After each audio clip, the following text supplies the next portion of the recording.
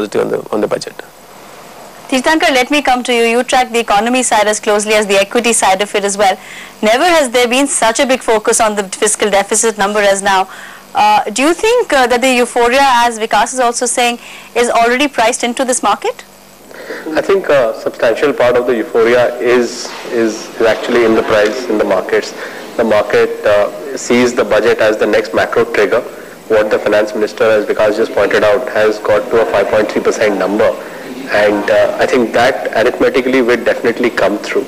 What's remaining to be seen is essentially what's happening in the details, and how the government actually goes towards that 5.3% number is something that we need to be seen. So we believe that there will be a meaningful amount of subsidy deferrals. This number has been there for about 50,000 crores on an annual basis over the last couple of years. We expect the number to be slightly higher this time. What the government has also done is cut plan expenditure, which we do not see as being good for the economy going forward. So we'll be sort of cautious as to how the government meets the numbers. As far as meeting the numbers is concerned, yes, I think the government will.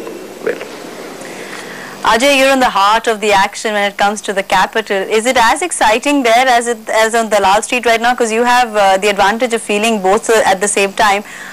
Leave aside the 5.3% number at this point, but some may argue that the budget is a non-event, or as Vikas was just telling me, has the cola lost its fizz because the news has been out there for so long now? No, I think there is a certain other things happening in this budget, and I think the biggest thing is going to happen is that you might see a major shift in allocation of money. It's all right to say we cut the expenditure. The question is which expenditure is cut. We already seen the pain level in the economy, the demand compression in various sectors, from passenger cars to consumer durables to goods, already coming through. The question is, will more such cuts happen in the productive sector and more allocation goes to social schemes where the leakages are equally high and therefore the productive ability of the money spent is very, very poor.